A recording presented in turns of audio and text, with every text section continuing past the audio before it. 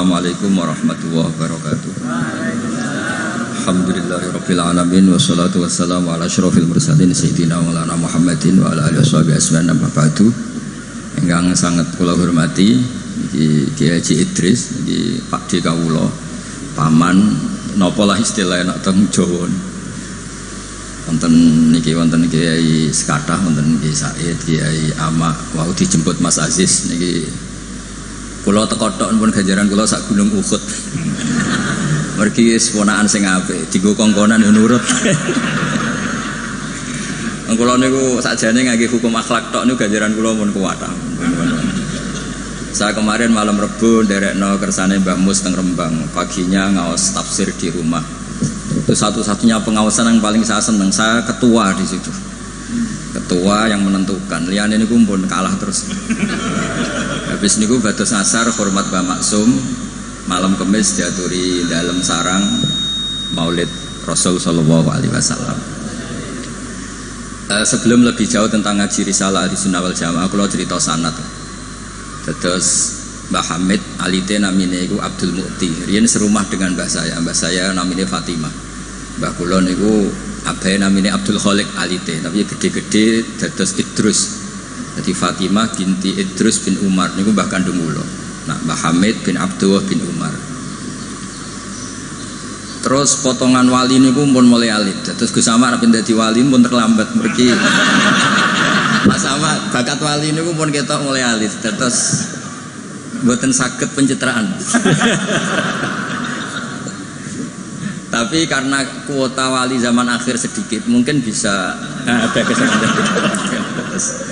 Berdasar KKN mangke diajukan. Berdasar KKN. Karena wali itu menedek wali, nabi saja bisa berdasar KKN. Nabi Harun itu harusnya agak nabi. Tapi barokah Nabi Musa itu alsak pelak. Niku minta jubir. Jadi ono nabi proposal gitu. Wan sak niki cerita rileks mawon. Kula ngomong serius ya sungkan Mbah Idris. Niki nggih Pakde kula, nggih guru kula riyen bapak kula niku mesti sowan Mbah Hamid. Riyen semaan teng Mbah Hamid mesti bapak kula. Pergi nggih wau nggih disebut mantu ya. Mbah kula misanan nih bapak kula mantu. Terus kula niku cerita Nabi Harun niku harusnya agak nabi. Berhubung Nabi Musa niku alsak, pelat niku ngendikan ketika jadi rasul itu pertama diangkat jadi rasul menghentikan, ya Allah saya ini pelat, wa akhi Harun wa afsahu minni lisanan fa arsilhu ma yarid ayusaddiqun. Sing pinter ngomong niku dulur kula Harun. Dados nak kula misalnya tenan alim, sing pinter ngomong Mas Ama. Niku saged Gus. Siap. Nggih setuju nggih. Ya ngono iku ya ana cerita ngoten ya ana. Terus ana nabi iku dadine nabi iku diajukan. Wonten SK. Dimintakan SK. Allah gitu turuti mawon. Qala sanasuddu adudaka bi akhika. Ya wis saiki Harun tak angkat dadi. Tapi nabi kok proposal iki digo kalah-kalahan. Nabi Musa niku adike Nabi Harun. Fi'al bae iktikaf munajat untuk kitab Taurat. Kaum menyembah anak pedet. Ngono ku ya diwamuk pancen Nabi. Takdim Nabi kan wajib. Nggih, takdim Nabi niku. Nggih, takdim Nabi niku wajib. Berhubung Nabi Harun dadine Nabi lewat Nabi sinten? Musa. Niku deret-deret tenan. Sampai Nabi Harun ngendikan la takhud bil khiyati wala biras. Jadi salah kaum itu timbang nyalano awake dhewe repot nyalano wong liya. Mulane nek ana wong tukang nyalano wong liya niku ya rontok-rontok ana sanate. Tapi tetap salah wong dekne ora nabi ya ngoten. Mergo Nabi Musa niku ora iktikaf teng Turi Sina. Mestinya ketika kaumnya salah itu beliau juga ikut salah karena ada nunggoni proses bermasyarakat. Tapi wong ana sing dipasrahi mendingan nyalano sing di pasrah. Kowe wopo wae tak tinggal munajat nganti kaum menyembah bro. Jawabe Nabi Harun nggih gampang wis tak kandhani tapi ra ngandel. Purune mek nabi sing asli mboten kados kula. Dadi lan nabroha alai akifina hatta yarji'a ilaina Musa. Mana nak sampean gelem apik mau ambek Mbah Hamid tok, nak ambek Mbah Idris ora gelem kowe bangsa Israel. Nak kowe wong Islam tenan ambek Mbah Hamid yo kepen dadi wong apik, dipimpin Mbah Idris kepen dadi wong apik. Termasuk sing ben nak pun dikiyaini Mas Amak, Mas Aziz kudu gelem dadi wong apik. Nak brengkel ngenteni Mbah Hamid wangsul, berarti kados Bani Israel. Niki mukadimah sekaligus pressure. Nak ngaku ahli sunnah wal jamaah minimal ilmune ya sakmene iki. Ora tau mondok kok ngake ahli sunnah napa? Wal jamaah. Akhirnya Nabi Harun dadi nabi. Mergo pinter ngendikan, wa akhi Harunu huwa afsahu minni lisan. Mulane riyen wonten tiyang ya wis terkenale wali duka indawa. Niku ya kathah sing butuh penerjemah. Terus niki nek jenengan angsal nggih niki kula angkat dadi napa? Mutarjem napa? Mbon niku guyon tapi ilmiah. Terus nomor kali, apapun baiknya tentang ahli sunnah wal jamaah, orang itu tidak boleh serius mempertahankan ahli sunnah wal jamaah, nggak boleh serius. Karena serius itu memancing perlawanan. Sehingga Nabi ngendikan inna hadzal dina matinun fa'ughilu fihi birifqin. Agama ini ideologinya mantap, logikanya mantap, maka kawallah dengan santai saja, yang rileks. Saya beri analogi begini, 2 tambah 2 itu kan 4. Perlu nggak kamu ngotot kampanye 2 tambah 2 4? Nggak perlu kan? Karena kebenaran 2 tambah 2 4 itu kebenaran yang mantap. Jadi sampean ra usah mati-matian belo ahli sunnah sampai menafikan yang lain, terus mengadili yang lain. Itu cara sekarang malah kontraproduktif karena menjadi ideologi yang mengancam, bukan ideologi yang merangkul. Sehingga guru-guru kita, mulai Bapak kula piyambak, Mbah Mun, Mbah Hamid, niku ketemu kelompok macam-macam nggih mboten terlalu ketok ekstrim. Bukan karena ngakui, tapi memang itu tidak produktif. Bangsa seneng tukaran, seneng geger itu tidak produktif. Karena inna hadzal dina matinun fa'ughilu fihi birifqin. Agama ini sudah aman, sudah bagus, maka kawallah dengan halus. Ya kayak orang kampanye di Indonesia tentang pentingnya makan nasi, orang tahu semua lah, tidak usah kamu cerita gizinya nasi gini, asupan nasi fungsinya gini, orang sudah tahu lah fungsinya apa? Nasi. Begitu juga fungsinya madhab ahli sunnah apa? Wal jamaah. Satu madhab yang sanadnya jelas, akurasinya jelas. Nah saya tak cerita tentang sanadnya Pak Hamid. Pak Hamid dulu diantaranya tentu ngaji sama abahnya sendiri, Kiai Abdullah. Karena itu sudah babul ilm, darul ilm, sudah komunitas ilmu. Di antaranya beliau pernah ngaji juga di Kiai Khalil Harun. Kiai Khalil Harun masih pernah mbah-mbahnya Mbah Maimun. Terus ngaji sama Mbah Dimyati di Termas. Mbah Dimyati itu adik kandungnya Kiai Mahfud At-Turmusi. Jadi kalau sanadnya Mbah Hamid pakai Termas ya Mbah Hamid, Kiai Dimyati At-Turmusi, lalu Mbah Mahfud Termas, terus Sohibul I'anas Sayyid Abi Bakar Sato, terus Sayyid Ahmad Zaini Dahlan. Sayyid Zaini Dahlan ini gurunya Syekhona Khalil ketika mondok di Mekah. Jadi semuanya ketemu, termasuk Mbah Siddiq dulu ngaji, Mbah Siddiq sini, keluarga sini ngaji sama Syekhona Khalil, itu langsung ke Sayyid Zaini Dahlan. Ya, buat nomor gimana? Oh kesipul. Nah kenapa sanad itu penting? Begini, saya beri analogi. Tag itu liar, karena tag itu mau tidak mau harus pakai lafaz. Kata-kata itu bisa jami'un likulli afrodi. Ini sekaligus mukaddimah untuk ukholnya Mbah Hamid. Makanya ketika Mbah Hamid dipuji sebagai pakar usul fikih, beliau juga ngaji Jamul Jama, itu saya senang. Karena di situ nanti ada taqyidul mutlak bil muqayyad atau taqyidul am bil mukhassis. Saya ulang lagi ya, itu penting.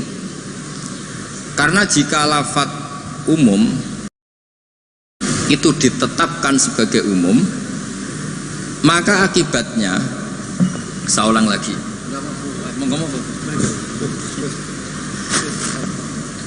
Ya, saya teruskan ya. Andai kan tidak ada sanad keulamaan, saya ulang lagi, kalau tidak ada sanad keulamaan dan orang memahami Quran dengan letterlek, apalagi dengan harfiah, apalagi orang ini, kelompok ini berjanji tidak akan menambahkan sedikit pun apa yang ada di Quran, maka tingkat menyesatkannya itu bahaya sekali. Bukan sekedar bahaya sekali. Saya beri contoh, misalnya contoh yang gampang-gampang saja, yang jusnya belum terlalu jauh. Wa antasma'u bainal ukhtaini illa ma qad salaf. Di antaranya kita tidak boleh nikah perempuan, misalnya Anda menikahi Mbak Sri gitu, sekaligus nikahi adiknya. Wa antasma'u bainal ukhtain. Itu jelas di Quran hanya menyebut wa antasma'u bainal ukhtain. Zaman Nabi Sugeng, Nabi itu ya nambahinnya hanya sedikit. Wala bainal mar'ati wa ammatiha wala bainal mar'ati wa kholatiha. Juga enggak boleh kamu nikahi Sri sekaligus nikahi buliknya atau budenya, baik dari bapak maupun bulik dari ibu. Berarti yang disebut Quran hanya bainal ukhtain, yang disebut hadis hanya bainal mar'ati wa ammatiha wa kholatiha, hanya dua orang, dua kelompok. Sementara tidak menyebut wala binal mar'ati wa jaddatiha. Kemudian orang-orang fikih yang muktabar semuanya sepakat tidak boleh nikahi perempuan dan orang yang ada hubungan mahram. Sehingga ada kaidah dua perempuan yang andai kan salah satu itu lelaki kok tidak boleh nikah, maka tidak boleh dinikahi satu lelaki fi nikahin wahid. Artinya kalau ada orang kampanye hanya megang Quran tidak lebih tidak kurang, berarti dia hanya mengharamkan al-jam'u bainal ukhtain. Itu betapa bahayanya dalam Islam. Terus orang nikah Sri dan budenya, orang nikah istri dan mbahnya, mbah dan cucunya, kayak apa bahayanya? Mereka sudah pongah berkampanye tidak boleh menambahkan apa yang ada di Quran. Tapi barokahnya ngaji sama mas saya, termasuk tadi Mbak Hamid ngaji Jamul Jame, di situ ada kaidah ilmu namanya balaghah. Wala wa antasma'u bainal ukhtain tu mimba bi itlaqil ba'di wa iradatil kul. Jadi atau itlaqul juz wa iradatil kul. Yang disebut hanya sebagian, tapi yang dimaksud semua perempuan yang ada hubungan mahram itu tidak boleh dinikahi fi waqtin wahid. Nah, hal seperti itu kan kayak keren. Orang kampanye kembali ke Quran, tidak mengurangi dan tidak menambahi. Tapi terus kayak apa bahayanya ketika orang hanya berpegangan wa antasma'u bainal ukhtain. Maka ciri utama ahli sunnah itu maknani Quran dan hadis itu berdasar sanad. Ya seperti yang saya terangkan tadi. Kalau saya misalnya saya ngaji Mbah Mun ngaji Mbah Karim ngaji Syekhona Khalil, Mbah Hamid ngaji Mbah Dimyati, Termas Mbah Dimyati ngaji Mbah Mahfud, Mbah Mahfud ngaji Sayyid Abi Bakar Sato, Sohibul Li'anah, beliau ngaji Sayyid Zaini Dahlan. Atau di sini keluarga besar Mbah Siddiq, kalau pakai buyut-buyut misalnya Mbah Siddiq ngaji Syekhona Khalil, ketemu di Sayyid Zaini Dahlan, terus sampai Syekh Utsman Ad-Dimyati sampai Rasulullah Shallallahu Alaihi Wasallam. Nah, pemanaan ini penting. Lafadz itu nggak boleh mengikat. Makanya kata Ibnu Hajar Al-Asqalani, jika Anda terikat oleh lafadz, orang basuh wajah tidak sempurna itu nggak apa-apa, tangan yang nggak sempurna nggak apa-apa, karena yang ada itu wailun lil aqabi minan nar. Basuh polok yang tidak sempurna di ayatnya Nabi itu neraka, tapi Nabi tidak ngendikan wailun lil yad minan nar, wailun lil wajhi minan nar. Nah, ini kalau di usul fikih disebut mimba biwaqi'ati ainin, karena yang wudu itu salahnya dibasuh tungkat tumit ya. Ya, ada orang wudu yang lupa tumitnya agak kebasuh. Karena kejadiannya seperti itu, Nabi ngendikan wailun lil aqab minan nar. Apa tidak well juga ketika orang tidak membasuh tangannya secara sempurna? Apa tidak well juga ketika orang tidak basuh wajahnya secara sempurna? Kan sama-sama well. Tapi ini tidak disebut Rasulullah Shallallahu Alaihi. Nah, misalnya Anda fanatik, pokoknya saya persis hadis yang wailun hanya lil aqab. Kalau tangan nggak apa-apa, wajah nggak apa-apa. Lu itu gendeng apa goblok? Wes goblok kampanyane, saya berpegangan hadis orisinil kata Pak Idris tadi, asli katanya. Nah, jadi bahayanya baca hadis tanpa ilmu usul fikih kira-kira seperti itu. Ada misalnya tak beri sekian contoh, nak sama Rafaham ya kebangetan. Tadi sudah 2 ya. Normalnya 2 itu sudah pinter. Ini terakhir contohnya ketiga. Layak dil qadi wa huwa ghadban. Orang itu tidak boleh bikin keputusan penting, apalagi seorang qadi. Nak kepengen nyebut Gus Yusuf apalagi wali kota. Ini kemarin sebelum jadi wali kota perjanjian, Gus jenengan wali beneran, saya ingin wali kota saja. Ini keluarga kiai tapi cita-citanya sederhana. Jadi iya. Itu bisa, itu kalau dalam madhab tasawuf itu, kalau saya Mbak Idris Gus sama ingin jadi wali betul, tapi beliau sederhana sekali ingin jadi wali apa? Kota. Itu kalau niatnya tawadhu karena nggak ingin nyanyi Mbah Hamid, insya Allah barokah. Tapi kalau niatnya nggak ingin tirakat, nah itu yang masalah karena ada dua wali besar. Yang satu jadi wali itu karena kelirunya justru. Keliru itu artinya menyalahi a'aliyal umur, bukan keliru maksiat. Saya bilang keliru itu bukan harus maksiat. Orang baik itu bisa keliru tapi tidak mesti maksiat. Wali yang satu itu kalau sakit bilang ya Allah ya Allah, tapi yang satu itu enggak, bilang aduh boe, waduh boe. Suatu saat wali yang bilang ya Allah itu jenguk wali yang kalau sambat waduh boe. Ditanya, kamu ini wali kalau sambat kok aduh boe. Jadi yang wali aduh boe, karena saya itu ingin kayak orang awam, tidak sok wali-walian ya Allah ya Allah. Lu itu ya bisa jadi wali. Jadi nanti lihat aja di daftar, kalau di list wali kok masukkan Gusipul, berarti ya karena tawadhu tadi. Jadi ada juga wali itu kalau sholat itu nggak mau soft awal, banyak. Kok koyok wong parak pangeran ya wani ning soft. Ada juga wali ditanya, apa kamu kalau di surga ingin melihat Allah? Ndak.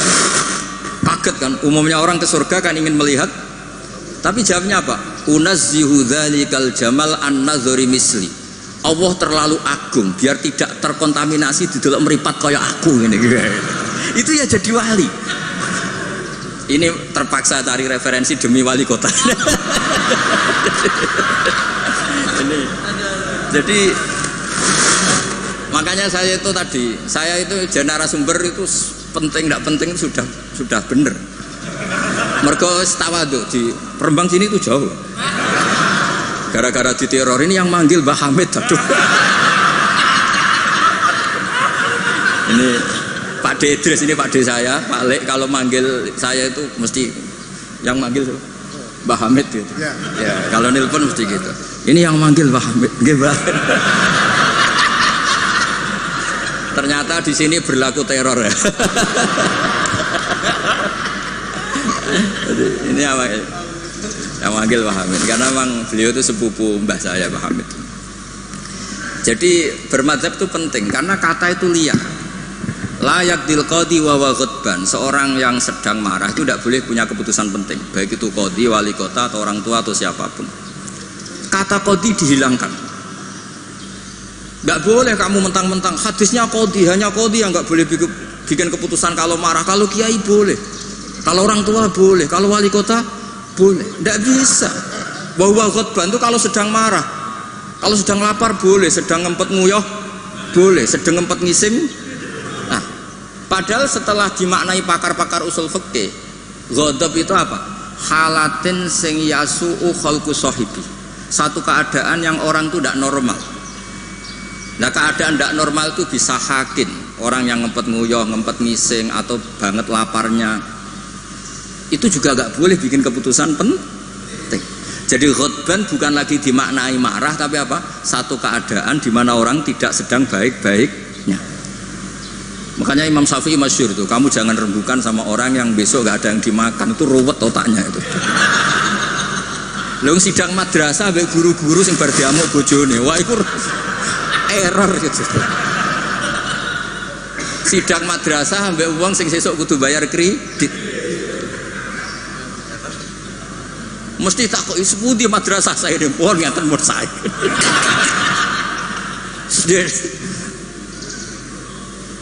Akhirnya kata ghadban tidak sebagai ghadban.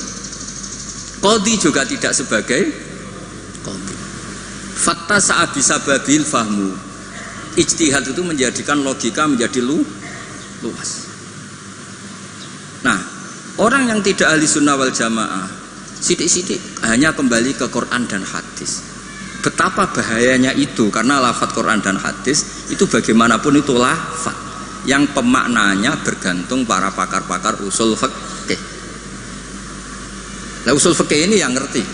Ini kalau di balaghah bab ini kalau di ilmu lughat begini.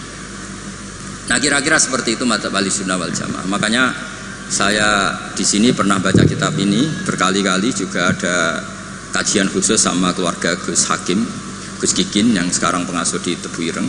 Saya juga pernah istifadah sama Mbah Mun dan berkali-kali juga pakai kitab Risalah Ahlussunnah wal Jamaah. Kenapa kita harus bermadzhab? Saya beri contoh betapa bahayanya tidak bermadzhab. Misalnya begini, saya beri contoh yang gampang-gampang saja. Sholat itu kan madhep kiblat. Oke, madhep kiblat. Tapi kita tahu madhep kiblat itu apa? Ya mu'dhamu sholat. Karena nanti kalau kena cangkem melek, lah nak sujud madhep di. Untung sama ndak tahu mikir kan. Jadi baru makanya kadang kiai seneng wong goblok, mengko nak diterangno ora mikir. Sajane sholat madhep kiblat itu pas ngadeg tok, lah pas rukuk mek sujud. Tapi baru kayak goblok do ora takok. Jadi goblok itu ya penting, mari ngenakno kiai lah. Jadi wong ora kakean. Wong ora kakean tok. Mulane sampean nak takok, kiai ku kok kadang seneng santrine goblok timbang sing pinter, kowe ora rasane dadi kiai. Ruwet. Karena kena wong pinter itu ya rada repot. Nah, setiap bahasa itu mesti merujuk ke mu'dhamul amri, tema utamanya. Sehingga Nabi kalau ngendikan ya al-hajju arafah. Apa haji itu tidak ada tawaf, apa haji itu tidak ada sa'i. Tapi kok Nabi ngendikan al-hajju arafah, ay mu'dhamul haji arafah. Nah, bahasa-bahasa seperti itu andaikan orang nggak ngerti usul fikih terus maknanya al-hajju arafah, sementing wis ning arafah. Nah, iya. Itu kan yo ribet. Jadi intinya itu apapun teks yang Anda baca di Quran dan hadis itu pemaknanya harus ikut ulama. Nah kalau sampean tanya dalilnya apa Gus? Dalil yang paling saya mengenang dan tidak akan lupa ila yaumil qiyamah itu dawuh Mbah Mun, ihdinas siratal mustaqim siratal ladzina walam yaqulillah sirataka. Harusnya kan tunjukkan kami jalan yang benar, jalanmu ya Allah. Enggak, tapi Allah ngendikan siratal ladzina an'amta alaihim. Mergo kowe ora iso niru Allah dhewe, kowe ora iso niru Allah, Allah ora mangan, Allah ora turu. Apa terusno Allah ora pengen dadi wali kota. Kan? Kamu tidak bisa, inna wa ta'ala la ya'kul wa la yashrab wa la yanam. Allah tidak tidur, tidak makan. Kalau kamu makan niru siapa? Niru makane wong soleh-soleh, niate taqwi alal ibadah. Kamu tidur niru siapa? Niru orang-orang soleh. Enggak bisa niru Allah, Allah tidak tidur. Nah, berarti kalau kamu ingin benar harus butuh sanad, karena ketika Allah ngendikan siratal mustaqim itu siratal ladzina an'amta alaihim. Itu dalil paling kuat betapa pentingnya sanad. Makanya sampai ada pepatah yang sangat mengancam tadi, manta alama bila sehin fasehuhu setan. Itu ancaman yang benar sekali, karena betapa bahayanya orang misalnya hanya berdasar terjemah atau teks kemudian dia menyimpulkan hukum. Padahal lafadz ini adalah terjun bebas, karena tadi lafadz itu jamek, dia akan kemana saja yang masuk afrodnya kalau dalam ilmu usul fikih. Tapi nanti setelah ada momentum muqtadul hal itu baru proporsinya hanya sampai mana. Misalnya sampai lihat Syekh Nawawi Al-Bantani, faktul musyrikina, bunuhlah orang-orang musyrik. Itu ayatnya akan ekstrim, misalnya haitsu wajadtumuhum, kapan saja kamu menemukan mereka. Tapi sampai lihat di Syekh Nawawi, al musyrikin ayna kisina khosotan, yang melanggar perjanjian, atau al muharibin, yang merangi kamu. Tidak semua orang musyrik kamu boleh kamu perangi, karena ada musyrik-musyrik yang wa in janahu lisalmi fajnah laha wa tawakkal ala. Lafadznya umum tapi harus proporsional. Kalau sampean contoh ini gak paham, tak kayak contoh yang paling mesti gak paham. Nara paham kebangetan. Kamu kalau istri kamu sedang seneng-senengnya, wes sama sampean karep opo tak turuti. Opo wae? Jebule terusin, aku ben wayoh, Dik. Terus yo ojo iku jare opo wae kan itu. Ya kan? Jadi semua lafadz mamin amin illa wa yukhassas, tidak ada kata am kecuali yadkhuluhu takhsis, kecuali ada takhsis. Misalnya kamu seneng sama istri, wis kemana-mana berdua, kowe apa nak ngising berdua. Jadi lafadz-lafadz, lah ya artinya kalau ada lafadz umum ning Quran hadis mesti ada mukhassis. Ma min amin illa wa yadkhuluhu takhsis. Sama seperti di tafsir Jalalain, innallaha ala kulli syai'in qadir, tidak memasukkan yang mukhal. Tidak boleh ada pertanyaan gini, ayak diruwahu ta'ala ayyudhibadatahul aliyah, apa Allah mampu menghilangkan zatnya yang agung? Ya tidak boleh. Kudroh hanya tata alaku bil mumkinat, tidak boleh kudroh ta'aluk sama mukhal. Apa Allah kuasa menjadikan 1 ditambah 1 itu 13? Ya Allah kok bocah goblok. Tidak bisa. Kudroh itu hanya ta'aluk sama yang mungkin. Lah Allah ala kulli syai'in qadir, ala kulli syai'in qadir, wali kota ya iso dadi nabi, ya repot. Ya ora iso ditutup. Iku sebarang mukhal. Paham ini? Ya wis niku ahli sunnah wal jamaah. Nek pinter nganti ngono niku ahli sunnah wal jamaah. Mbon iki deal ya. Ya mbon, kalau tak maca kitab mbon niku sing ngono terus. Mungkin sing jawab jubire sesuai perjanjian. Kan Nabi Musa niku adike Nabi Harun. Terus Nabi Musa dadi nabi, ngajono proposal kakake dadi nabi. Tapi tugasnya Jubir. Nah kalau Mas Sama pernah sepuh Mas Sama. Jadi niki mun mungkin sing jawab sampean tangklet, sing gampang teng kula, sing angel teng sama. Terus nggih. Karena kula iki mun kiai sing makruf ya. Terus ora usah dites. Yang ngetes itu sing latihan kiai. Kalau niku pun melewati tes itu sudah. Sekamane pun lulus sangat. Nggih setuju ya mungkin tangket sama. Nah, terus pun saniki mencolot mawon pun mukadimah sanate Mbah Hasyim nggih Mbah Hasyim nak teng Jawi riyen nggih masyhur nate ngaos Mbah Saleh Darat. Mbah Saleh Darat niku nggih menangi Sayyid Zaini Dahlan. Tapi Mbah Hasyim menangi Mbah Saleh Darat itu Mbah Hasyim kecil sehingga beliau kados kemarin anak-anak sing menangi Mbah Mun nggih menangi Mbah Mun di sarang tapi nggak sempat ngaji karena mungkin masih ibtidak, Mbah Mun pun sepuh. Sebab itu Mbah Hasyim tidak pernah pakai sanad Ali langsung Mbah Saleh Darat. Tapi kalau Mbah Mahfud biasa pakai sanad lewat Mbah Saleh. Karena ketika beliau di Mbah Saleh Darat niku pun ngaji khatam tafsir napa? Jalalain. Makanya nggak boleh kalau dalam tradisi ilmu nggak boleh pakai sanad Ali tapi nggak punya kenangan. Jadi banyak kan anak-anak kemarin saya pun kelas 4 SD menangi Mbah Hamid. Tapi saya kan nggak bisa istifadah karena saya terlalu kecil. Saya tahu Mbah Hamid banyak dari bapak saya karena bapak saya sudah sepuh sering ketemu Mbah Hamid. Jadi sanad Ali itu punya sisi kelemahan, biasanya mujarradur ru'yah, hanya melihat. Makanya sahabat itu Amr bin Tufail itu akhiruman mata minas sahabat. Itu enggak dipakai riwayatnya karena kenangan mbek Nabi piye kok aku dijak bapak jamaah. Jadi mirsani Nabi tapi tidak punya kenangan sami aminan Nabi. Makanya sanad itu bagus nazil. Nazil itu jumlah ke Rasulullah besar banyak, tapi lewat orang-orang yang talaki mulazamah, ketemu orang-orang yang mulazamah. Jadi mendingan sampai Rasulullah lama, tapi lewat orang-orang yang mulazamah. Sehingga sanadnya Mbah Mun misalnya paling suka ya lewat Mbah Karim. Mbah Karim itu lama sekali di Mbah Hasyim, di Mbah Syekhona Khalil. Kila itu 20 tahun, Mbah Kila 30, khilafnya itu 20 ke atas. Nggak ada yang 20 versus 2 tahun. Kalau sampean ziarah tok walen Mbah Khalil. Iku pendak banyak karep maksudnya. Lah itu iya, kalau ziarah yang ingin ngaji itu bawa kitabnya dulu, setelah paham terus kitab itu dibawa. Itu baru ziarah betul itu. Jadi sanad itu kadang-kadang sering bagus yang nazil. Nazil itu lama tapi kredibel. Lah Imam Syafi'i termasuk fanatik sanad nazil. Beliau itu sering ngendikan an Ibnu Umar an Rasulillah, an Abdullah bin Abbas an Ubay bin Ka'ab an Rasulillah.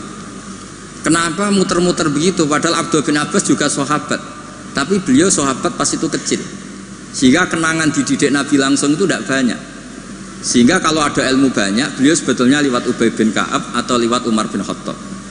Masyhur itu di sanad sab'ah, misalnya Abdullah bin Sa'ib dari Abdullah bin Abbas, misalnya masih dari Ubay bin Ka'ab.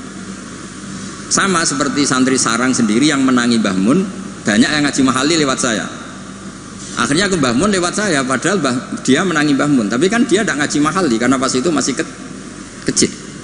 Paham ya? Terus sana tuh aja mentang-mentang ketemu Mbah Hamid, terus koyo-koyo ilmu tingkat wong sing belum ketemu Mbah Hamid itu Mbah Hamid lewat ngendikan terus aku muridnya Mbah Hamid. Insya Allah nganggo syafaat cukup, tapi nganggo ngiyai ini. Jadi udah jelas nganggo syafaat cekap lah. Tapi nganggo ngiyai mboten. Terus ini supaya sampean kertas sana. Nggih kula waos ini sing tentang aturan bermadzhab sebagaimana yang ditanyakan tadi. Halaman 28 ya. Ini sing ada kitab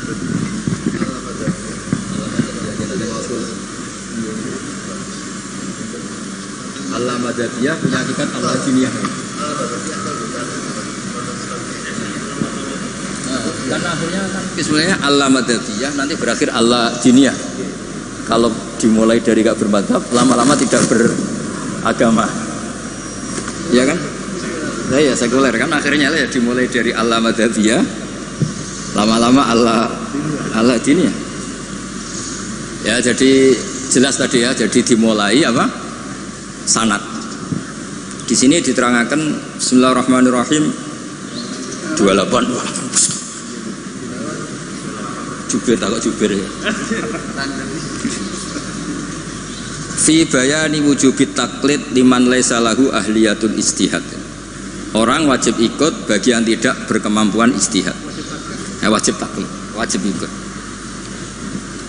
Yajibu inda jumhuril ulama al muhaqqiqin ala kulli man laisa lahu ahliyatul istihad al mutlaq wa in kana qad hasala ba'dul ulumi al mu'tabarati fil istihad apa taqlidu qaulil mustahidin wal akhdhu bi fatwahum liyakhruja an uhdatit taklif bi taqlidi ayyihim syaa liqauli ta'ala fasalu ahla dzikri in kuntum la ta'lamun. Jadi orang-orang yang tidak punya kemampuan istihad itu dalam setiap fatwa harus tanya mujtahid. Lah tanya itu artinya wajib ikut. Kalau diwajibkan tanya kan berarti butuh jawaban. Apa artinya ada jawaban kalau dia tidak mau ikut? Fa'u jabat su'ala ala man lam ya'dalik. Allah mewajibkan tanya bagi yang tidak tahu itu. Wa dzalika taqlidun li alimin wa huwa amun li kullil mukhatabin. Terus wajibu ayakuna aman fi su'al an kulli ma la yu'lamu lil isma' ala anal amal lam tazal fi zamani sahabah wa tabi'in. Ini yang unik dari Mbah Hasyim. Beliau ngendikan zaman sahabat pun banyak yang awam. Karena sahabat yang baru Islam sehari dua hari, banyak sahabat juga yang punya kultur tertentu, tahu-tahu Islam, belum tahu kultur yang Islami. Sehingga orang awam mulai zaman sahabat juga banyak. Sama tak cerita nih, sahabat tuh yo kadang lucu. Jadi sholat itu pas sholat tuh kenalan. Jenengan tiang budi, kalau tiang lekok misalnya. Cara saya yo nyuwun nomor WA, jadi itu kenalan. Sampai akhirnya Allah nurunaken wa qumu lillahi qanit. Ya biung ada di kampung kalau ketemu orang nggak kenal kan kenalan. Jadi pas sholat jamaah jejer wong yang nggak kenal ya kenalan. Jadi jangan nyuwun WA. Jangan kira semua sahabat langsung tahu Islam, kan ada yang qoribu adin bil Islam. Akhirnya Allah nurono wa qumu lillahi qanit. Makanya kenangannya sahabat, fa wa ma wajadtu mualliman ahsana min Rasulillah sallallahu alaihi wasallam. Fa wa man taharani wala kadza wa kadza inna ma qala li inna hadhihi salatun la yasuhu fiha kalamun adamiyun. Nabi ku cek pinter ya nak ngandani wong. Setelah orang itu kenalan, setelah sholat digandeng mek Nabi. Jong iki sholat itu munajat. Yo nak munajat omongane mbek pangerane ora usah mbek wong. Jadi sholat itu momentum jagongane mbek pangeran. Wis tak jagongan mbek Allah wae ora usah mbek wong. Jadi orang nyentak batal sholatem. Oh, baleni nabi mboten Nabi santai mawon. Inna hadhi sholat munajat. Iki sholat itu munajat. Munajat mbek pangeran. Makanya kalau sholat omong-omongane mbek pangeran ae ora usah mbek manusia. Makanya si sahabat tadi terus kenang saya tidak menemukan pengajar sebaik Rasulullah, karena cara menyampaikan tidak lewat bentak, tidak lewat marah, tapi ngandani seperti itu. Jadi ya dulu sahabat ya biasa sholat terus kenalan ya biasa, karena qoribu ahdin bil Islam. Ketika ada tayamum, mereka juga agak ngerti tayamum itu hanya cukup wajah dan yaden. Ada yang tamarruk guluk-guluk gitu. Karena dikira kayak mandi, kalau mandi junub harus rata, tayamum juga harus rata. Jadi sampai anak orang fahaman, itu kancane nggih kathah, riyen sahabat nggih kathah sebetulnya.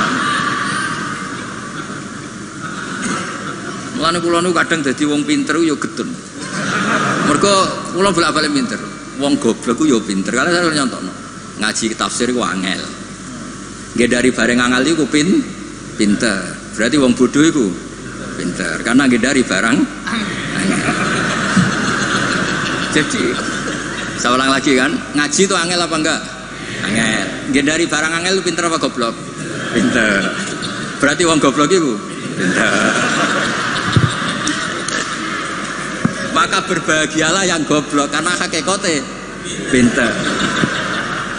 Tapi saya tidak mau pinter yang jelas ini saya. Dia kan mikir negara itu ruwet, ya kan? Ngedari barang ruwet berarti pinter. Tapi tidak usah teruskan, sing nantang ruwet berarti.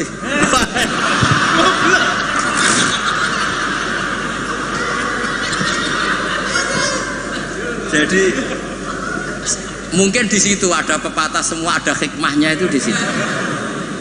Lho dadi wong alim ora susah sebuti. Sinau wis wangel, nak keliru kepleset dibuli wong akeh. Ora. Wis ngono, nak wis alim alamah, pengikute ini njuk syafaat. Lho kula nate diceritani bapak-bapak kula, Mbah Hamid Abai Idris ini nate nangis, nate muwun. Karena banyak orang salam templek, banyak orang ngasih, banyak orang hormat. Kata beliau, Nur, aku soleh-solehku dewi gue golek ridane Allah, kok diwales dunya. Mesti diwales dunya itu kemudian banyak orang memberi uang. Tapi karena Pak Hamid wali betul, akhirnya uang itu dikasih-kasihkan orang. Jadi wali lomo itu sakjane ya rada moh dosa ya. Karena enggak ingin kompensasi kesolehannya menjadi dunia. Makanya syaratnya wali itu kudu lomo. Karena kalau untuk diri sendiri berarti kan hadun nafs. Makanya kenapa ini sirinya, ini baru ini saya buka siri saya karena ada Pak Idris. Saya tuh kalau mulang bahagia sekali. Karena itu satu-satunya cara saya tobat. Saya istighfar tuh nggak ngefek. Tobatnya wong alim iku nak dosane kitmanul ilmi, tobatnya ya mulang. Berarti aku nak pas mulang lebur dosa. Makanya saya kalau mulang tuh bahagia. Jadi sampean itu anggap perangkat penghilang dosa. Lu ra iso wong alim gak mulang terus sampean istighfar gak bisa. Illal ladzina tabu wa aslahu wa bayanu. Tobatnya orang alim harus wa bayanu. Memberi ndak bisa istighfar. Makanya saya kalau ngajar tuh bahagia sekali. Karena itu satu-satunya cara ngilangi dosa. Kok pejabat lunga kan tuh SPJ Pak ya. Satu-satunya untuk uang legal ya ana acara lunga SPJ. Wong alim ya gitu, sama sebenarnya pola sosial itu sama. Ini buatan guyon ini tenang. Kenapa kalau saya ngajar tuh bahagia sekali? Karena itu cara saya untuk menghilangkan dosa. Dosa kitmanul ilm. Makanya semua ulama kalau ngajar tuh bahagia sekali. Yang ngajar tidak harus seperti ini ya, kayak Pak Hamid lewat akhwal. Ada yang ngajar lewat akwal, ada yang ngajar lewat mau'idhah, tapi semua perangkat itu untuk tabyin, untuk memberi penjelasan. Dulu Pak Hamid itu kan punya mercy, uangnya banyak dan semua orang menghormati. Ada orang agak drengki, agak iskal, itu jare wali kok nikmati dunia. Singkat cerita orang ini dijak naik mercy-nya Pak Hamid, disuruh megang gelas Pak Hamid, masyhur cerita itu. Megang gelas penuh air. Kata Pak Hamid, ini pegang nggak oleh kocak. Engkau melaku be aku naik mercy, kursinya juga longgar, gak dosoan. Muter-muter Pasuruan. Terus Pak Hamid tanya, enak mercy saya? Enak sepunti ora kober, njogo gelas ben boten kocak. Jare Pak Hamid, ya wis ngene iku hubunganku mbek Allah, sing tak jaga iku ridane Allah ning aku. Aku iku wis ora roh donya. Ya kayak kamu naik mercy tapi fokus jaga gelas air tadi. Jadi wali-wali itu untuk duniawi itu sudah tidak ngefek karena punya masyhul, punya syagil.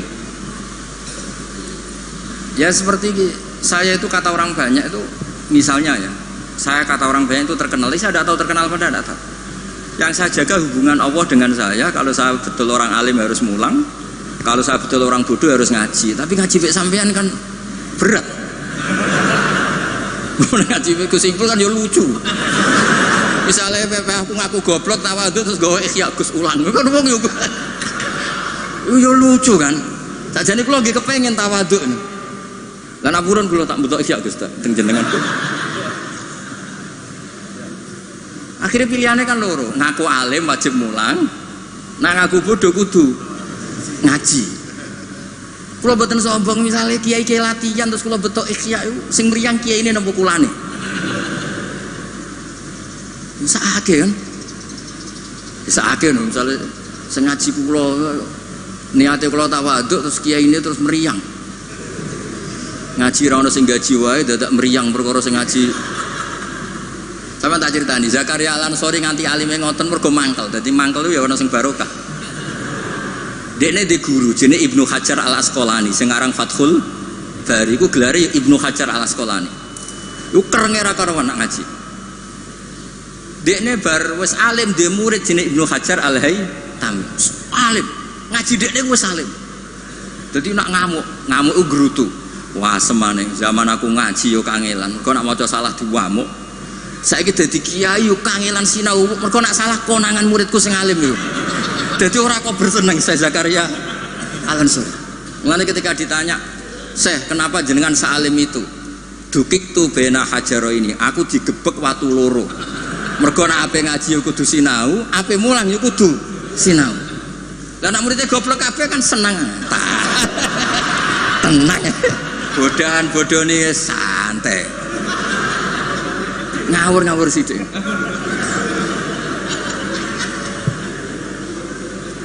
Artinya ngene loh, siapapun yang merasa alim dia sebaiknya tidak usah ngaji, itu buatan tawadhu, itu ganggu. Mpun ning mana itu. Mun iki deal nggih. Mun ngaji rilek-rilek mawon mboten usah koyo ya mempertahankan ahli sunnah apa? Jamaah biasa. Pokoke inna hadzal dina matinun fa'ughilu fihi birifqin. Agama ini sudah kokoh, sudah mantap. Kamu tidak usah berlebih. Ya, kamu tidak usah berlebihan kampanye 1 + 1 2 karena sudah mantap. Pun santai mawon. Ya santai mawon pun ngantel kula. Terus wa yattabi'unahum fil ahkam terus fa innahum yubadiruna ila ijabati su'alihim min ghairi isyaratin ila dzikrid dalil.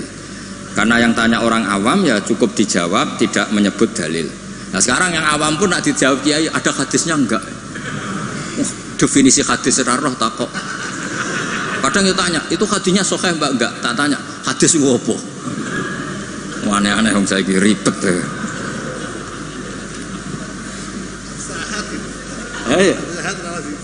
Enggak, padahal di Bukhari banyak hadis. Ya ribet. Kalau sampean tanya, berarti nanti yang tanya juga termasuk orang yang bikin ribet. Sajane wong takok iku rugi lho.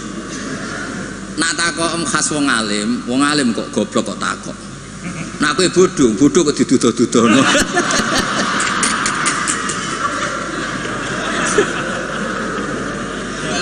Lo pernah lho. Gus Zofur pernah seminar di Kalimantan tas Sulawesi itu banser Gus Zofur. Banser semangat. Itu setiap seminar NU kan mesti tentang Mbah Hasyim. Itu ada yang tanya, Mbah Hasyim itu siapa? Orang acara NU orang tanya Mbah Hasyim itu siapa? Terus dia kaget kan. Nanti jangan-jangan sama tanya, mazhab itu apa?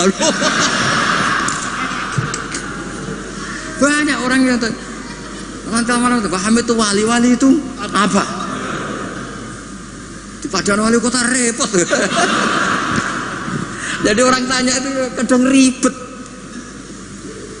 Lho Kanjeng Nabi kena wong awam ya cara Jawa kaku hati. Takok Allah itu kadang yo piye? Ya Muhammad, oke kamu punya Tuhan sendiri. Tapi Tuhanmu itu apa? Min dhahabin au nukhasin au khosabin au hajarin. Karena mereka orang awam. Taunya yang dipertuhan itu ya benda. Sehingga mereka tanya, oke Muhammad kamu punya Tuhan, lalu mindabin, apa fidotin, apa khosabin, apa hajarin. Sampai akhirnya turun kul huwallahu.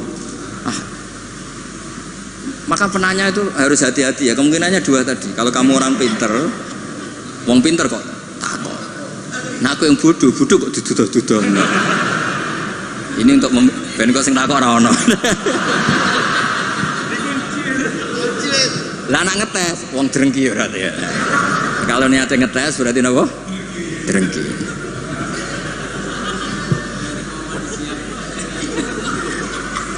Boten rileks mawon niki kalian Pak De kula kalian keluarga niki boten enten sing santai mawon.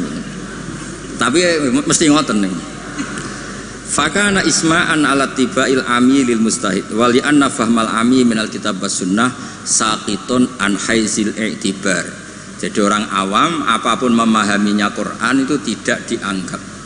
Bukan berarti kita tidak ngeregani orang awam, tidak, memang ya gak tahu. Ya bukan kita ada ngeregani orang awam ya, memang tidak nopo, tidak tahu.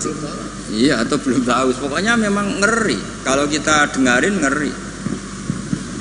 Ya misalnya apa saja lah. Pertanyaan orang awam itu kan tentang agama. Seolah lagi tentang agama itu ganggu.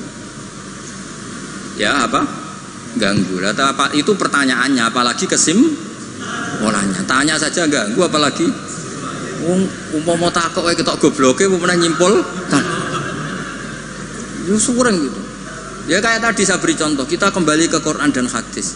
Kata kembali itu kan setelah kemana-mana. Memangnya kita pernah kemana? Mulai kita Islam ya pegangannya Quran hadis. Kok kita diajak kembali, memangnya kita pernah kemana? Iya. Kata kembali saja sudah masalah kan. Di mana-mana kata kembali itu sudah kelayaban kemana-mana. Terus diajak. Kita mulai kecil ya pegangannya Quran hadis, tidak pernah kemana-mana. Tidak kembali, ya kembali kemana kan? Enggak, ini kalau model mantek ya, ini kan. Ya nggak usah kembali ya, memang kita tidak pernah kemana-mana. Ya kan? Sederhana kan? Sudah kamu sekarang kembali apa sudah di situ? Kembali apa sudah di situ? Sudah di situ. Jadi sederhana sebenarnya, ngaji itu gampang. Illam yuwafiq afhama ulama ahlil haq al-akabir al-akhyar. Di sini disebut al-akabir al-akhyar. Ketika Mbah Hamid terkenal, Mbah Mun terkenal, Mbah Hasyim terkenal, itu penting, itu rencana Allah. Supaya orang kalau terkenal itu barokahnya itu diuji oleh publik. Jadi terkenal itu tidak perlu kamu hasuti. Kalau Allah menghendaki supaya ada konsensus, karena ulama ini butuh ijma. Jadi enak anut wali yang terkenal dibanding wali versi-versinan. Paham ya? Ana wong misalnya nyuwun sewu rambutnya gondrong ning dhuwur gunung, ora tahu ketemu wong. Terus jare muridé iku sing mulang langsung Sunan Kali Jogo, tongkate Kali Jogo, klambine Antakusuma. Sing ngakoni mung wong loro. Wis wong loro oleh muni ngene, enggak semua orang tahu kalau dia wali. Waduh ribet. Itu enggak boleh jadi pegangan. Di antara syaratnya pegangan itu asyurah wal akabir, harus punya status besar. Karena ini lewat diuji. Berapa orang yang diceritakan meragukan kewalian Mbah Hamid, tapi gara-gara ngalami kasfud domair, apa yang ada di hatinya dibuka Mbah Hamid, akhirnya ikrar. Enaknya wali terkenal kan ada proses pengujian kan. Nah wali dhuwur gunung muridé mok loro jek bangga orang geruwong. Sing mesti kalimatnya orang geruwong, orang geruwong kebodhon koyo kowe.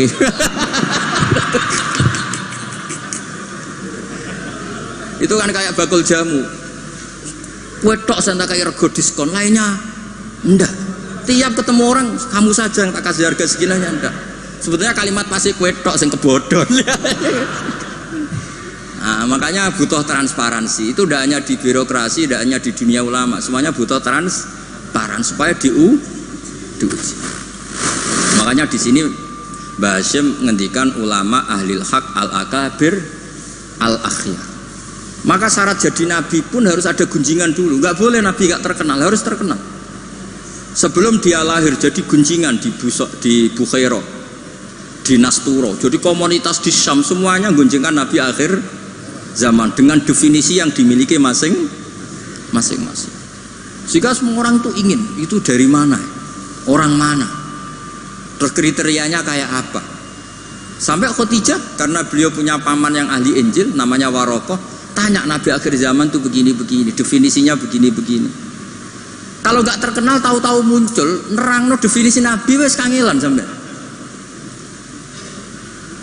Jadi terkenal itu kalau fillah walillah itu baik, asal tidak karena hadun nafsi. Saya beri contoh ya, contoh kecil. Ini sekaligus Maulidur Rasul Shallallahu Alaihi Wasallam. Ada orang yang imannya itu terlambat, namanya Ka'bul Ahbar. Banyak orang yang kebetulan nasibnya baik kayak Sayyidah Khadijah. Dia yang dia baca dari paman-pamannya, Nabi akhir zaman tudzilluhul ghamamah tuti'uhus sahaib. Fajrul jabini lailiyud dawai. Kebetulan yang dibaca itu. Karena yang dibaca itu dia nyuruh Maisarah. Maisarah itu nama lelaki. Coba kamu ikut dagang Muhammad, semua yang kamu lihat ceritakan ke saya. Setelah ikut di Syam, Syam itu ya sekarang termasuk Lebanon, Syria ya, Jordan. Pokoknya semua kawasan situ dulu namanya apa? Syam. Karena itu yang persisnya itu entah mana, tapi ada yang bilang termasuk ya Palestina, Israel. Pokoknya semua situ dulu namanya apa? Syam. Nah, dulu ada tertentu dibilang Ariha, dibilang apa, tapi itu semuanya dulu namanya Syam. Ada pohon yang kalau ada Nabi itu mereaksi. Nabi itu nggak boleh mikir, ya nggak boleh tahu. Jadi Nabi itu misalnya matahari dari barat, beliau ya tetap saja duduk di arah barat, nggak mikir kalau ke arah barat itu ketemper matahari itu udah mikir. Memang syaratnya Nabi itu gak boleh mikir. Memang dekat Allah sehingga semuanya ya memang begitu. Ma kunta tadri mal kitabu walal iman. Kalau Nabi mikir kok otak-atik jumpafanku kapan ya? Supaya diarani Nabi carane piye? Makanya Nabi itu harus ummi. Ummi itu tidak tahu apa-apa. Tapi di bab Nabi itu sifatu madkhin bukan sifatu dzammin. Kalau kamu ummi kan sifatu dzammin. Kalau kamu goblok tuh goblok betulan itu. Kalau Nabi harus layak rok wala yaktub. Karena dengan gitu orisinal. Loh Nabi kok iso mikir, akan orang kan curiga, cari momentum yang pas dia ngaku Nabi. Nabi itu harus ummi, layak rok wala yaktub. Makanya orang kadang salah paham. Wong Nabi gak tahu kok dia katakan. Untuk Nabi itu beda, ndak tahu itu sifatu madkhin. Jelas disebut di Quran ma kunta tadri mal kitabu walal iman. Wa ma kunta tarju ayyulqa ilaikal kitab. Nabi gak pernah berharap jadi nabi, itu gak pernah. Gak boleh Nabi kok berharap jadi nabi terus ambisi, gak boleh. Makanya gak boleh kamu daftar wali kok ambisi, gak boleh. Cuma ini kuotanya banyak yang kosong ya sudahlah dipaksa-paksa. Ya jalur itu fakir sabar ya bisa, bodoh sabar ya bisa. Yang paling susah itu jalur alim wirai zuhud, itu berat. Jalur fakir aja kan sudah dapat fakirnya, tinggal dapat sabarnya. Akhirnya karena itu sudah jadi gunjingan, ini barokahnya terkenal, sudah jadi gunjingan. Maisarah ditanya, ketika Nabi duduk misalnya matahari dari barat, Nabi duduknya itu di barat pohon. Nah, pohonnya yang menyesuaikan diri. Jadi pohonnya itu ales itu merubah dirinya ben iso ngiyupi. Nah, justru itu terus Rohib Bukhairah itu wah ndak akan alam memperlakukan seperti itu kecuali dengan Nabi. Nabi juga agak minta ada ghamamah yang tudilluh, ndak ya jalan aja. Dan tudilul ghamamah itu batasnya hanya sekian meter. Kalau semuanya mendung dikira semuanya dapat mendung. Ya hanya pas arah Nabi supaya kelihatan tuh demi Nabi. Makanya terus Maisarah ketika datang ditanya, oh iya bener, itu berarti Muhammad itu Nabi. Pas itu Nabi umur 20 tahun. Ya bareng ngoten mboten enten alamat malih. Mulai Khadijah mulai ragu. Duh bojoku sudah jadi Nabi ta ora. Nah, setelah umur 40 tahun, ini bukti kalau Nabi itu tidak tahu. Beliau mulai tertarik tahandus di Gua Hira. Datang malaikat Jibril itu dikira malakul mauti. Kagetnya bukan main aku. Tidak boleh Nabi kok kedatangan Jibril tak enteni, aku jadi orang biasa. Aku bosen. Kapan dilantik? Itu gak boleh, Nabi gak boleh, begitu gak boleh. Jadi Nabi kaget itu malah bener gitu. Maka bar ketemu Jibril yang wedi luari dia. Yarjufu fuadu, kuwaget. Bilang ke Khadijah Zamiluni. Loh kalau orang kan umumnya kan seneng. Jibril tante ini suya udah diuk awam wis bosen. Tidak seperti itu. Clear nih guys, benten. Jadi Nabi itu nggak tahu. Makanya wahyu disebut fuj'ah, kaget. Dan Nabi kaget karena dianggap itu malakul maut. Wes bareng minta zamiluni itu sama Khadijah dikemuli terus cerita. Saat tadi ditemuin gini-gini saya kaget takut. Sayyidah Khadijah yang seneng karena dia pernah ragu 15 tahun. Tahu alamat kan umur Nabi 25, dapat Nabi 40. Sebenarnya bukan main, absyir katanya, kamu harus seneng. Fawwala yuzika wa abadan innaka la tasilur rahim wa tahmilul kalla wa taqridhuifa wa tu'inu ala nawaibil haq. Sebenarnya Khadijah, lo coba sepinter itu kalau dia agak belajar dulu tidak bisa. Kenapa bisa belajar? Karena sudah terkenal akan ada Nabi akhir zaman. Akhirnya dikomunikasikan sama Waraqah bin Nawfal, paginya ayo besok ikut ke Waraqah bin Nawfal, ke paman saya. Itu di kitab Bukhari ada redaksi wakana nasroniyan kot wakana kot tanas sorofil jahiliyah wayak tubuh bil injil wayak tubuh minal injil bil ibroniyah. Masya Allah ayaktub, dia itu penginjil dan dia menguasai bahasa nopo Ibrani. Makanya komentar beliau tidak Jibril tapi hadan namus alladzi ja'a bi Musa. Dia enggak bilang Jibril, masih pakai bahasa Ibrani, hadan namus alladzi ja'a bi Musa. Dan syaratnya Nabi kudu diusir. Nah, ini yang agak berat. Tapi ya barokah, semua orang yang diusir kaya Nabi. Padahal diusirmu ka mertua mergo ngentekno donyane. Diusir ka mertua ngentekno donyane jare.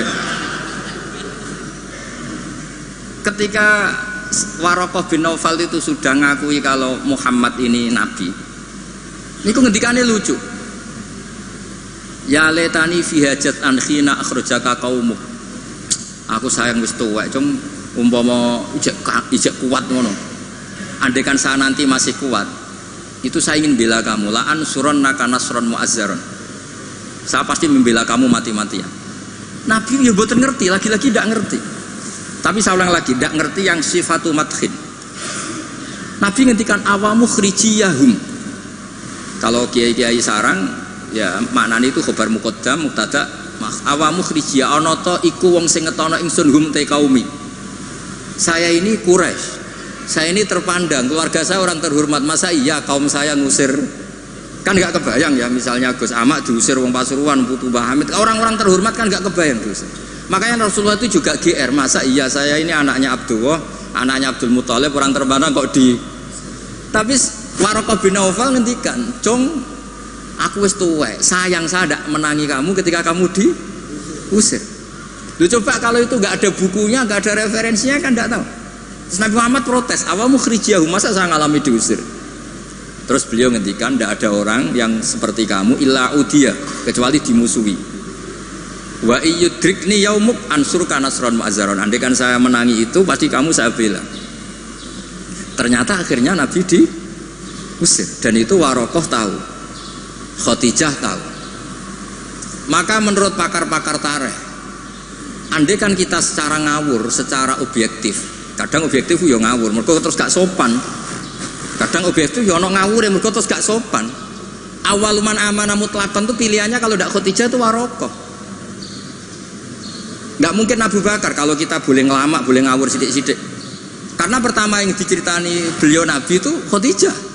Berarti awaluman amanah harusnya Khadijah karena pertama yang. Tapi pertanyaannya dibalik, Khadijah pas iman itu rodok-rodok mamang sebelum terkonfirmasi dengan Waraqah. Jangan-jangan Waraqah. Nah, terus akhirnya di kitab-kitab dibak berjanji supaya ngikuti adat-adat ulama, ya ngikuti adat-adat madzhabuna semua. Awaluman amanah minar rijal Abu Bakar, wa minan nisa Khadijah, wa minas sibyan Ali, wa minal mawali Zaid bin Haris. Karena ahli sunnah wal jamaah itu gak kepengen objektif tapi ngelamak. Lu ngomong awaluman amanah mutlaqan kok ono skor. Makanya sekarang di pejabat juga mulai usum kan, pemimpin umum, pimpinan. Mereka kadang sing wakil itu rada izin dadi wakil itu. Supaya terhormat semuanya disebut apa? Pimpinan. Iya, ketua umum terus ketua itu sudah mulai berperadaban. Iya, ketua. Umumnya ketua. Iya. Umumnya ketua. Jadi ini cerita ya. Makanya kitab-kitab ahli sunnah wal jamaah itu nyebutnya itu awaluman amana minar rijal Abu Bakar wa minan nisa Khadijah wa minas sibyan Ali wa minal mawali Zaid bin Harisah. Andai kan pertanyaannya agak objektif, yang mutlakon siapa?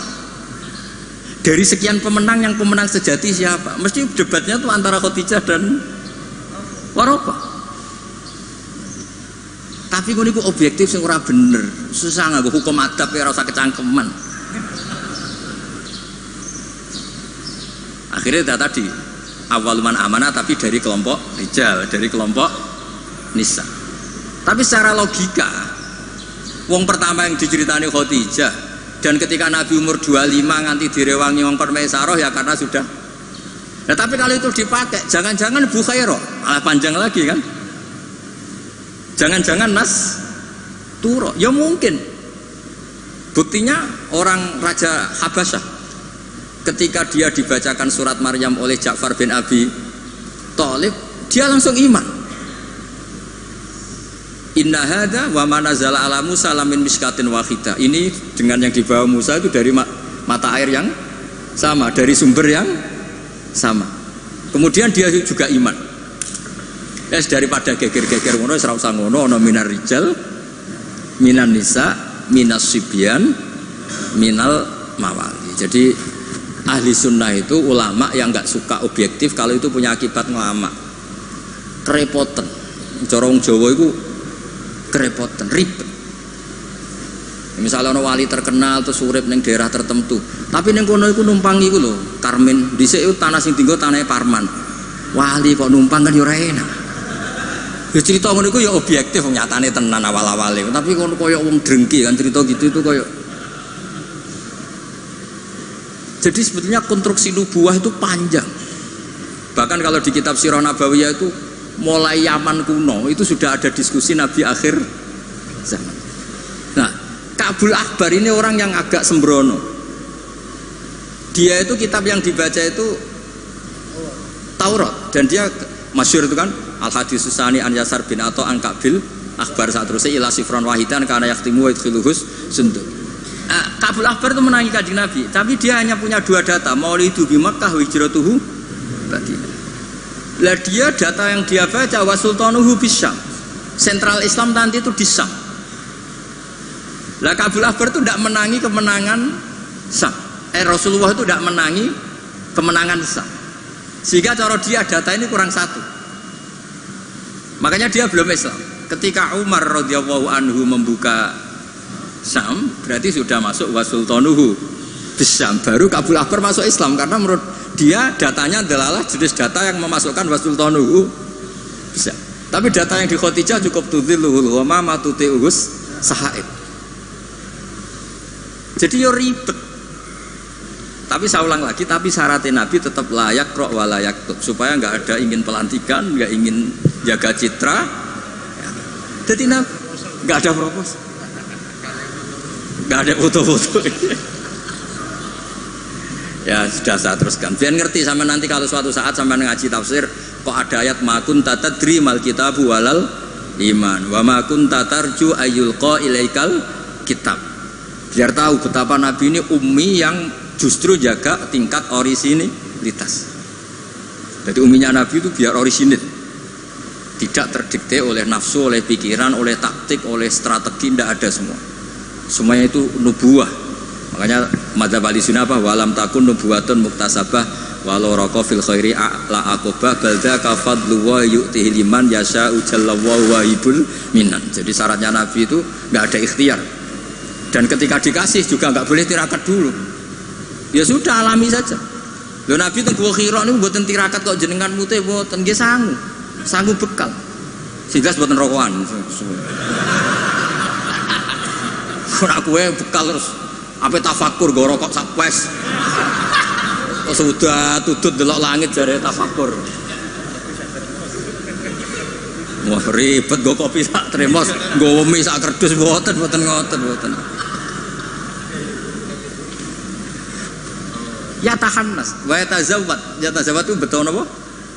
Bekal. Betul sah. Pun kula terusno nggih.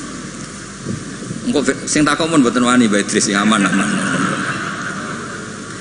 Fa inna kullu mubtadi'in wa dhalin yafhamu ahkamu al-batilah minal kitabi was sunnah. Awal dari kesesatan adalah orang langsung mengambil dari Quran dan sunnah, tidak mengikuti panduannya ulama. Kayak tadi, misalnya ngambil Quran wa antasma'u bainal ukhtain. Yang haram itu hanya jamu bainal ukhtain, yang lainnya ya enggak disebut di Quran, ya gendeng bareng. Walhal annahu la yuhni minal haqqi syai'a. Cara ngambil Quran tanpa ulama itu tidak bisa mendapatkan kebenaran sama sekali. Lah ini yang hebatnya Mbah Hasyim untuk solusi Indonesia. Wala yajibu alal ami iltizamu madzhabin fi kulli hadisatin.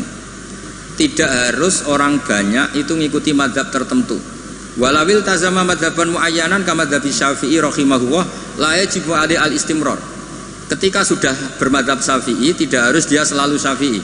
Bal yajuzu lawul intiqal ila ghairi madzhabi, dia boleh intiqalul madzhab. Ini yang dipakai Mbah Mun, yang dipakai guru-guru kita. Dulu Ki Hamid semuanya ya kalau ada kejadian biasanya juga intiqal apa?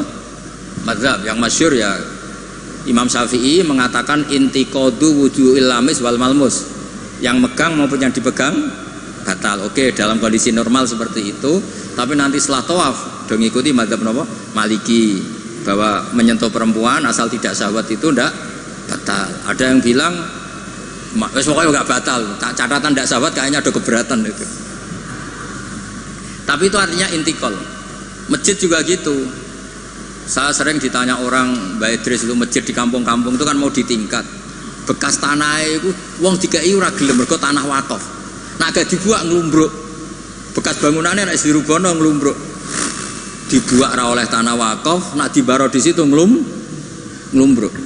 Nah, itu kalau kita ada intikal mazhab Hanafi bahwa wakaf itu atiyatun mahdhah, enggak bisa. Akhirnya kalau saya ditanya, ya nek iku problem kayak no cahaya yatim tak kayak no imam masjid sing rodok diutang seneng didol dari kebaikan ke kebaikan yang lain, karena keberadaan barang-barang bekas ini sudah doror, sudah ganggu, sudah tidak lagi maslahat. Ya, tapi seperti itu tetap intikal madzhab, karena kalau madzhab Syafi'i itu kan wakaf la yuba wala yuhab wala yuros. Pusing kan? Pusing mboten? Pusing. Makanya ya saran saya kalau ada masjid merubah ya kayunya yang layak dan di situ sudah mau dibangun masjid mewah, kasihkan madrasah atau musola. Kalau nggak bisa kasihkan fakir miskin. Tapi yang penting dari kebaikan menuju kebaikan yang berbeda. Lah ikutnya apa? Ya Hanafi, karena yang lainnya la yuba wala yuros wala yuha. Nah seperti itu tuh kita harus. Begitu juga misalnya ada wong awam sholat, sebelum pupune kena rokok kretek. Bar sholat lagi roh nak pupune kebuka sak bolongannya rokok. Itu harus intikal madzhab meskipun badal amal. Jadi misalnya nanti juga diterangkan di kitab ini. Ono wong awam, saya ulang lagi, ono wong awam bar nyaponi kandang ayam, setelah sholat ke susu ternyata di sini ada teleknya apa? Ayam. Nah, kalau dia disuruh iada kan keberatan. Ora potongan wali kon baleni sholat itu kan keberatan. Wong kiai dhewe nek kon iada keberatan apa meneh. Nah itu harus dibilangin. Sudah tidak usah iada tapi jangan ulang lagi. Ngikuti madzhab Imam Royani kalau Rasul makul tohir. Tapi baleni neh, tapi nak sakit ampun baleni malih.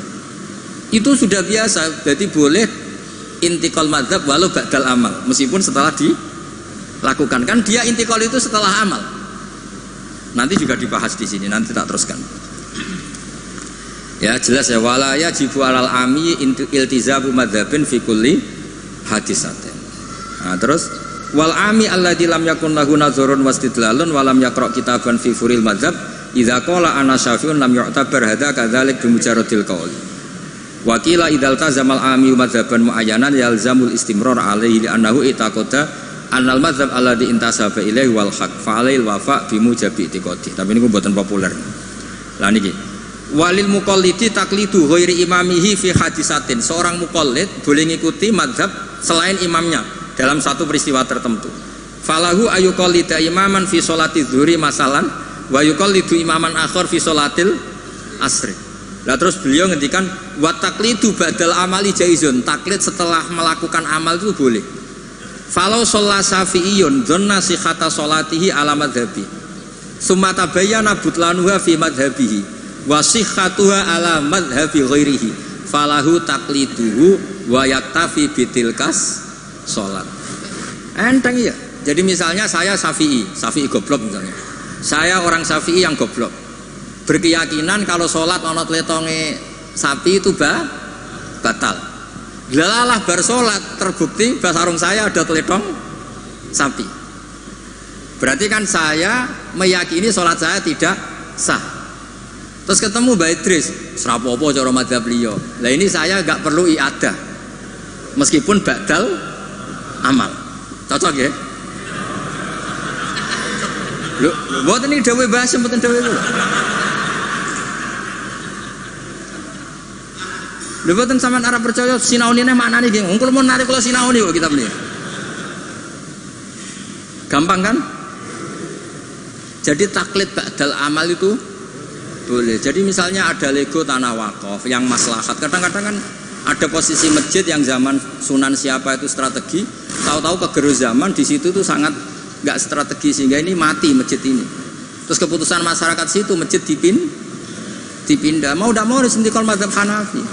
Cuma jangan juga yang beli ini orang fasik atau menjadi tempat maksiat. Jangan misalnya dari masjid menjadi madrasah atau menjadi musola atau jadi rumahnya orang soleh. Pokoknya jangan ke adna. Kata Imam Subki boleh merubah wakaf syukur-syukur ila a'la. Sementing jangan ke maksiat. Karena mau dipertahankan sudah tidak mungkin. Misalnya tadi perkampungannya pindah, orang sudah tidak ke situ. Terus barokah perubahan zaman, Islam trennya tidak di situ lagi, itu kan ruwet. Nah, tanah jadi tol, misalnya terpaksa seperti itu, mau tidak mau. Kalau enggak dianggap melawan negara kan ya ribet. Itu kalau nggak ada mazhab Hanafi yang anggap wakaf itu atiyatun mahdhah, lihat di Mizan Kubro. Ya sudah terserah nazir yang sekarang masalahnya kayak apa. Itu kan banyak, saya tuh sampai bosen ditanya kiai-kiai kampung gitu. Rata-rata ya antara kiai kolot mbek kiai modern. Biasanya lazim sing modern ra iso ngaji, pesenane perubahan. Sing iso ngaji ora pati luwes. Ribet ngadepi wong kotok ambek wong modern. Tapi enaknya masyarakat tuh kalau ada orang terkenal alim rodok diwedeni, rodok lumayan lah itu. Ya barokah itu kan nak takok sing jawab aku rodok wedi. Jadi terkenal tidak untuk hadzun nafsi tapi untuk mempersempit konflik. Jadi karena hukum ya, saya ulang lagi. Hukum itu kadang itu tidak objektif. Saya beri contoh ya, sama nggak usah tersinggung. Mazhab Syafi'i yang mengharuskan Jumatan orang 40. Ya, itu juga dikritik oleh Fathul Mu'in. Tidak usah saya, Fathul Mu'in pun kritik. Kritiknya gini, kalau ada orang berpikiran harus iqamatul jum'ah walau biduni arba'in harus diikuti. Bahwa qawiyun pendapat itu juga kuat sebagaimana katanya Imam Bulkini. Orang yang latihan jadi kiai, yang latihan dakwah syarat 40 itu aneh. Loh, kamu kan hidup di Pasuruan, sudah kota santri. Coba kalau kamu hidup di daerah Samin. Wong sing gelem Jumatan wong 10 kok mbok syaratno 40. Jadi agama itu juga diuji di lapangan, jangan nuruti khayal ideal. Imam kudu macane fasih, wong sing dadi imam wong iku. Sing gelem ya wong iku. Isane ya mok ngene iku. Mbok yo wong ku mikir coba yang donya iku ideal. Zaman neng Mekah Nabi diuji wong kafir, neng Madinah diuji wong munafik. Padahal ditunggoni Sayyidul Khalqi. Iku pelajaran nak donya iki ngene iku ruwet. Dipimpin wong paling sempurna ya ono wae masalah. Pemene mbok pimpin kon, kowe wis masalah. Wis ora usah masyarakat kon dhewe wis masalah. Wis kok masalah. Lho saya pernah ditanya. Terus orang yang tidak peneliti itu biasanya membayangkan enggak 40 itu orang di pedalaman Pasuruan, di Bromo, di Tengger, di daerah-daerah gitu. Itu juga keliru. Sebetulnya yang potensi nggak 40 malah Islam kota. Islam kota ngeten Mbak Idris, kalau kasus di Jogja, di Jakarta, saya sering ditanya orang-orang kaya itu, Gus, saya mau bikin Jumatan tapi orangnya kayaknya 40, orangnya paling 10 Gus kalau nggak 20, tapi nanti 3 minggu lagi paling sudah 200. Itu pertanyaan Islam kota. Nah, karena saya lama di Jogja juga banyak interaksi dengan orang-orang Jogja. Kasusnya itu gini Mas Ebul, kan ada perumahan elit, pengembangan bikin perumahan elit. Itu kan yang ada langsung ada masjidnya, ada paket, ada masjidnya. Lah yang datang situ pemilik rumah tok. Ternyata orang ini hanya orang 20, yang Jumatan 10, berarti hanya 10. Tapi nanti setelah 3 bulan, supirnya ikut, stafnya ikut. Cara Gusipul tukang buka pintu ikut. Aduh, wali kota mulya, buka pintu ora gelem. Iku kudu ikut. Akhirnya dia bilang, nanti gue setelah 3 minggu minimal 200 yang Jumatan. Loh, saya tanya, kok bisa? Ini supir saya belum ikut, ajudan saya ikut, tukang parkir belum ikut, tukang satpam belum ikut, tukang pintu gerbang belum. Ya aku ya, biro-biro Islam kota gelem Jumatan, sudah lah Jumatan saja meskipun 40. Sama lihat di kitab Tadhkirun Nas, karangan seorang Habib itu kitab Tadhkirun Nas. Cari di I'anah, cari di semua kitab mazhab Syafi'i, mesti ngendikan syarat arba'in itu syarat ideal. Karena ngandikan Imam Syafi'i kalau orang 40 itu pasti salah satunya wali.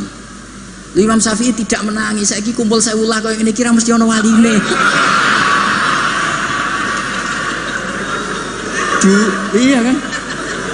Imam Syafi'i gak menangi itu. Walau adanya wali. Dulu itu saking banyaknya orang wali, orang soleh, tiap ada orang 40 pasti ada. Sekarang kalau orang ribuan pun ada jaminan kalau ada walinya. Kalaupun ada jalur istri juda, jalur fakir sabar, mau jalur-jalur itu. Nah, itu kan kata siapa mazhab Syafi'i itu absolut di ashabnya, tidak mesti juga. Karena di level lapangan itu beda di level khayal ideal. Kalau khayal ideal inginnya imam yang terbaik. Paham ya? Afqahuhum yang paling ahli baca, afqahuhum yang paling ahli fikih, asanuhum yang paling senior. Terakhir malah berat lagi, wa imamu qaumin wa hum lahu radun. Dimami orang yang semuanya meneri. Lha wae pilkada apa dadi imam? Disurvei sih. Jadi misalnya saya dengan Gusipul, survei dulu. Waliul Amri menang di urusan Waliul Amri, berarti menang wali kota. Kalau Aklam kayaknya menang saya misalnya, ribet kan? Akhirnya kan poinnya 1 banding. Nah, tinggal poin terakhir wa imamu qaumin wa hum lahu radun, konsensus kan? Polling dulu. Polling dulu menang wali kota kan bisa bayar dulu. Kiai kan tidak bisa. Paling ngancam sira milih saya neraka. Repot kan? Kan repot jadi. Tapi nyatanya ini cerita, nyatanya di tradisi guru-guru kita tidak seperti itu. Banyak Sayyid Muhammad tuh terkenal, beliau juga sering jadi makmum. Banyak wali-wali top yang kalau sholat kersane jadi makmum, yang jadi imam ya sering, jadi makmum ya sering. Akhirnya orang terus ya legowo saja, ya sendi sing gampang, gak usah repot. Karena syarat yang didhawuhna Nabi itu aqra'uhum afqahuhum itu syarat ideal. Tapi syarat saya sallu khalfa man qala la ilaha illallah. Nah, ini pentingnya ngaji ini ya kembali ke ahli sunnah wal jamaah. Lah nek semacammu ngono kowe ngaku ahli sunnah lah. Nah ora iso kecangkeman temen-temen ngaji ku ya angel. Paham ya, terus taklid ba'dal amal tubuh boleh. Misalnya Ka'bah juga gitu. Masyhur itu kemarin tuh Mbah Mun sering duka. Tanya Mbak Idris, banyak lagi ya yang ngerti dukane Mbah Mun ketika kiblat mau diluruskan. Mbah Mun kan duka.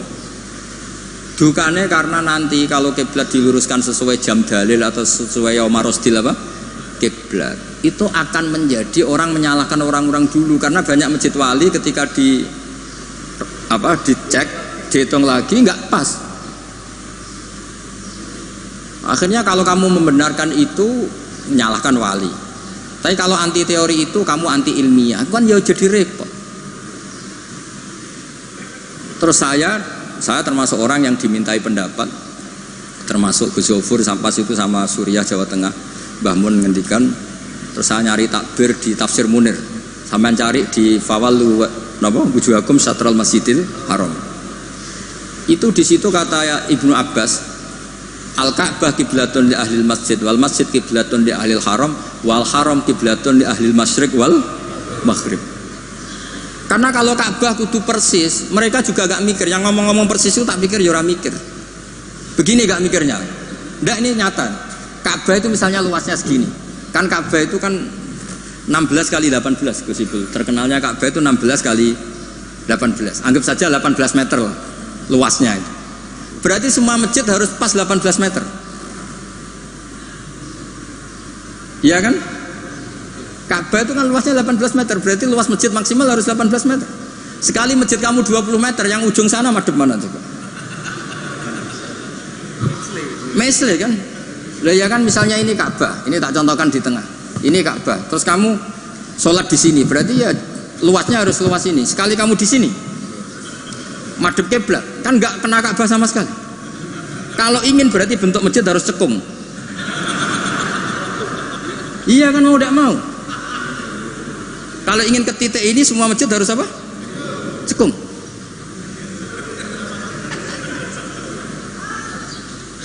Lah itu pas itu Mbah Mun saking dukane ngendikan gini. Senengane bener Ka'bah. Rumangsamu sing wajib madhep Ka'bah iku mok wong salat tok. Wong mati wajib madhep Ka'bah iku keduki kabeh. Sampai ngerti betul. Saking dukane Mbah Mun. Memangnya yang wajib madhep kiblat itu hanya salat. Orang yang mati pun harus madhep Ka'bah. Keduken kabeh. Iku cek versi kaul qadim kabeh.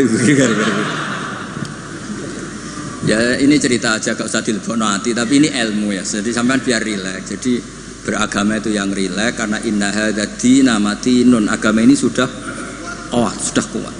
Mboten kuat seputi ditunggoni Rasulullah sallallahu alaihi wasallam, jelas hebat.